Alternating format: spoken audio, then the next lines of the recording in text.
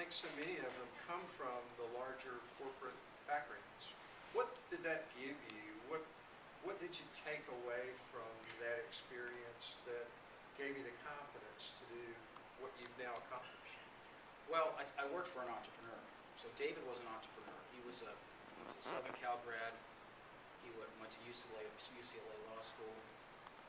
He started with a guy by the name of Joe Brown. He was Conrad Hilton's partner. And so I started with a guy by the name of David Price. And so there were a lot of parallels.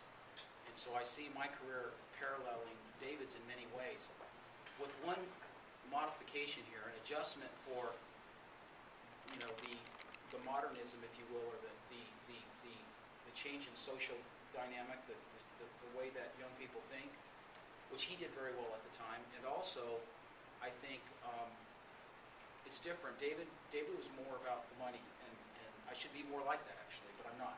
I'm more about the people. I'm more about the growth. I'm more about, this is an opportunity for me to fully exploit the potential of the things that are important to me, which are to grow the company, to grow my people, to grow our organization, to build a brand, to leave a legacy, to have fun. And the money part of it, I'm completely inadequately, I feel, blessed to have what I do, and I don't feel like I need anymore, and I don't strive for that, and I never really have. And I actually veer away from that.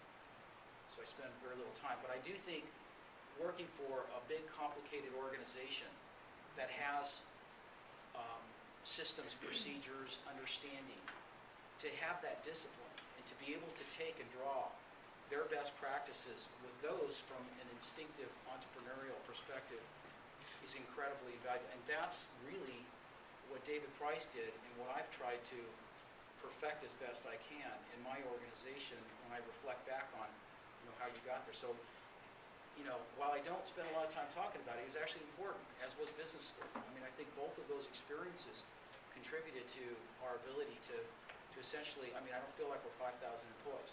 People say, well, how do you do that? It seems like it's all in a day's work as a result, and I think that experience has helped me.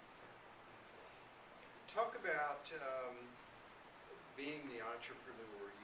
You step away from the big corporate world. You take the plunge, in essence. You become the entrepreneur. So many entrepreneurs run into the point where things are growing. Things are going well.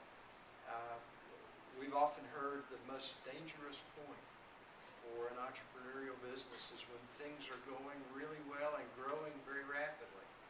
Cash flow becomes an issue. Finding managers to bring into the organization becomes an issue. How do you assess that landscape? How do you step back from being that entrepreneur and say, I've got to bring in people around me. I've got to make sure we're positioning this thing for the long run?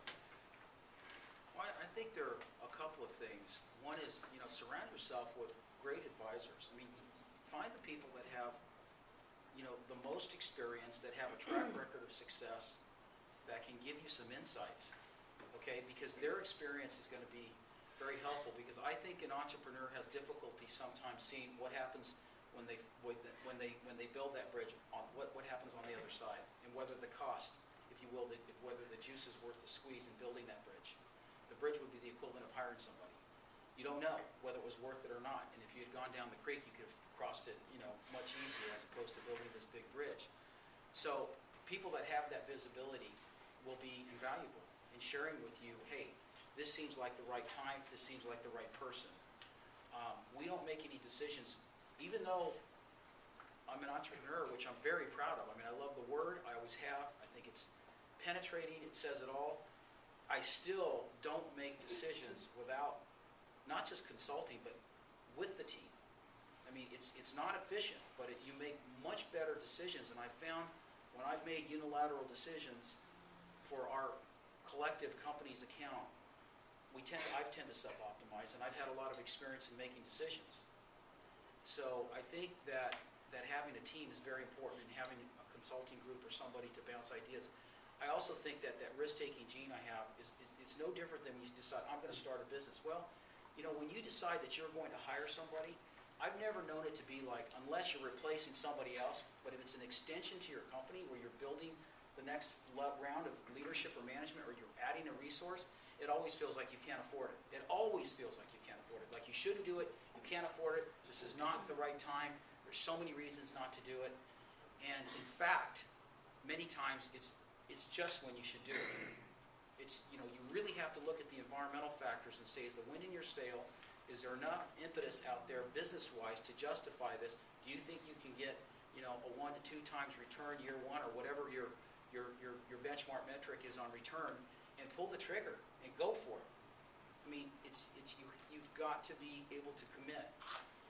The issue about the selection and placement of people is there's nobody that knows that better than our company, because we are the most labor and management intensive business on earth. I don't know of a business. I have not heard of a business, except maybe government. I don't want to offend anybody if you're in government, but they may be more labor and management intensive, per capita, what their output. And what I mean by that is we have more employees at every golf course every day than we almost do customers, and that's the truth. Most days we do. And so we're in the business of leading and managing and developing people and trying to align their interests with ours, and therefore, and making sure that they have the appropriate skill set to get the job done. So I think that that's critical, and I think it's easy to say, but it's difficult to execute. Finding that right person, developing that person, treating that person correctly, motivating that person, understanding from an empathetic perspective, what is going to drive that person's behavior and motivation, and really dial into that and do everything you possibly can to help them succeed and genuinely get pleasure out of that. And by the way, guess what? Your company is a beneficiary of that as well. And this approach, when you bring somebody in, tends to lead to, assuming you've got the right person with the credentials, tends to lead to good performance.